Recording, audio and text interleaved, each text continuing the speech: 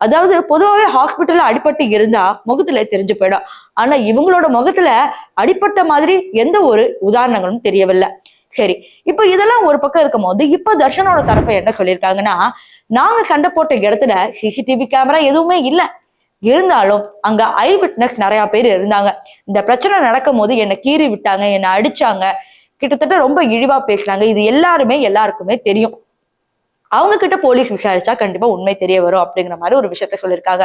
இந்த கேஸ் பத்தி நம்ம பார்க்கும்போது தர்ஷனை பத்தி சொல்லும் போது இன்னும் ஒரு விஷயத்த உங்ககிட்ட சொல்லணும். நார்மலாவே இந்த திருமங்கலத்துல பெரிய இடத்து பசங்க வருவாங்களாம், குடிச்சிட்டு அந்த டீ கடையில தான் உட்காருவாங்களா. சோ இது ஒரு ரொட்டீனாவே நடந்துட்டே வந்திருக்கு. இப்போ இதே நிலையில தான் அந்த டீ கடையில ஜட்ஜும் மற்றும் ஒய்ஃப் அவங்க அம்மா எல்லாருமே இருந்திருக்காங்க. இதே மாதிரிதான் பிரச்சனையும் நடந்திருக்கு. ஆனா இதுல யார் தப்பு பண்ணாங்க, யார் கரெக்டா இருந்தாங்க அப்படிங்கிறது எதுவுமே தெரியல. ஏன்னா அங்க சிசிடிவி காட்சிகள் இல்லாதனால இருபக்க சார்புல பேச முடியல. யார் தவறு யார் கரெக்ட்னு சொல்ல முடியல. ஒருவேளை சிசிடிவி காட்சிகள் அல்லது போன் காட்சிகள் ஏதாவது கிடைச்சா ப்ரூஃபா இருக்கும் அப்படிங்கறது உண்மை.